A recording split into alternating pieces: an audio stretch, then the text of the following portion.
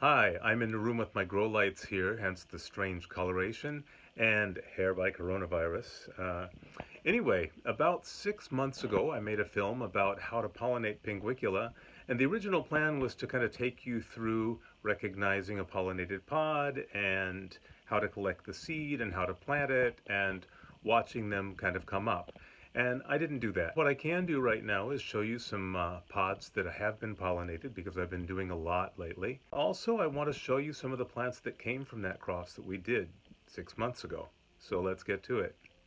So we've got a lot of plants in bloom right now. Some species, some hybrids.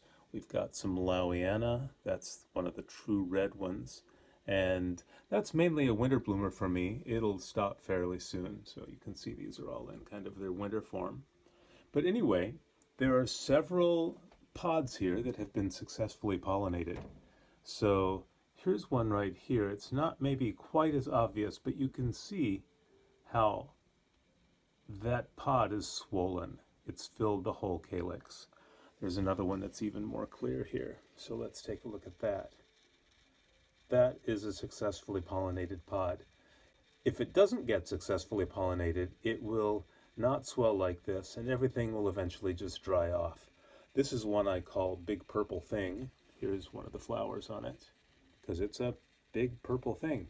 So here's a close-up of that pod as it's developing. This will probably be ripe in another week or two, and if you look carefully, kind of right down the middle from top to bottom, you can see just a hint of a line. And as this pod starts drying out, or starts maturing, that line will become more obvious, and that shows that it's about to split. So you want to watch it really carefully, because if you miss it, it can split, the stem can wilt, and you can lose your seed. So as soon as you see a split on there, go ahead and take it off. The seed will be ripe, and then you can just kind of give the pod a little shake over a piece of paper, or squish it lightly between your fingers, and you'll get all those seeds out of there. And if you're successful, this is what the seeds look like. They're oblong, they're very, very tiny. You can see that's my thumb there. And you'll also get some blanks. If you look in there, you'll see some are relatively large and dark. And then in among them are some that are really pale. So those are seeds that didn't get pollinated, didn't get fertilized. And sometimes you'll get seeds that look good and nothing will come up. And sometimes you'll get things that don't look very good, but you will get some germination. So if you get a bunch of seed, plant it, see what happens. This is just a pot of seed that I recently planted. Nothing has come up yet.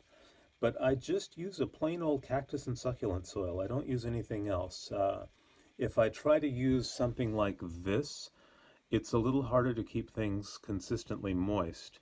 And if things dry out just as the seeds are germinating, you'll lose your seedlings. So do this. It's just a peat-based mix with a bunch of pumice in it. You can just use pure peat probably. This also has a little bit of lime in it. The pinguiculas, unlike a lot of the carnivorous plants, actually like a little lime in their soil. I don't know if it makes a big difference, but it certainly doesn't hurt them, and it's something that's present in a lot of their natural habitats.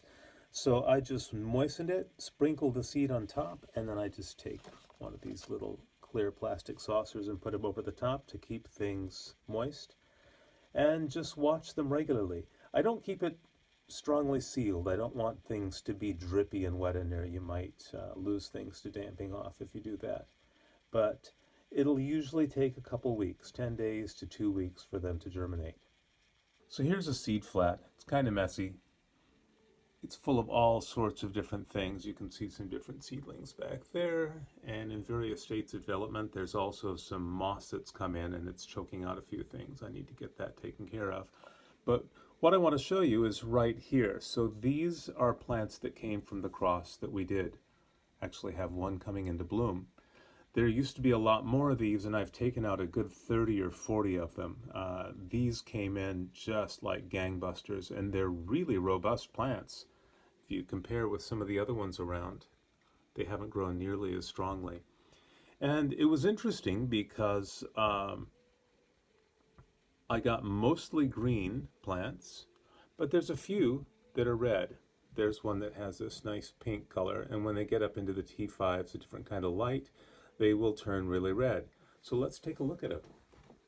So I have some of these in bloom already. So here are a bunch of these. This is the typical red that I've gotten. There's another one. This one has a nice reddish color. A little more of a green streak down the middle. But that can also change with light. Leaves are really variable according to conditions. But basically, you've got the green and the red forms that have come out of this. And then out of 50 or 60 plants, I've got one that gave me this veining. Just one plant. And it was obvious from the beginning, and I wasn't hopeful for it, because sometimes you'll get this on young plants, and then it won't really continue. It'll start to fade out. But this one has gotten quite large, and it's blooming now. So it's up to blooming size, and we've got this wonderful veining on here. So I don't know, we'll have to name it. Maybe you'll call it pink eye or something, for the bloodshot looking. And here's the flower. So the flower is pretty much what you'd expect from Weser and ANPA, which you can see in that previous video. Has the dark in the middle. It's got the white line down the middle. There's some that are even more characteristic. This one is a little darker when it opened. They tend to be dark when they first open and fade a little bit. And here's another one that's open. So each one is slightly different. Some are dark, some are light, and I've got more coming along to see fairly soon, so it'll be interesting to see what these turn out as. I mean, generally they tend to follow a similar theme, but you never know really what you're going to get. So this is fairly distinct from that. I love the white patterning on this. And this thing to me, whoops, there we go. This one I really like. I love the dark. So that's basically it. A lot of people write to me or ask me about details, and they're afraid they're going to do something wrong. And I don't know, I showed you how to do it. Just do it. Take yourself a brush or a toothpick and stick it in some flowers and see what happens. If you do it wrong, you won't get any seed. And you won't get any seed if you don't do it either. So go for it.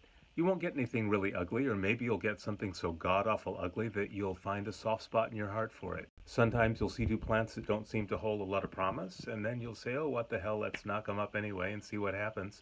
And then you'll get some really interesting things. I've had some really nice surprises. So pollinate some plants, and if you get something you like, show me.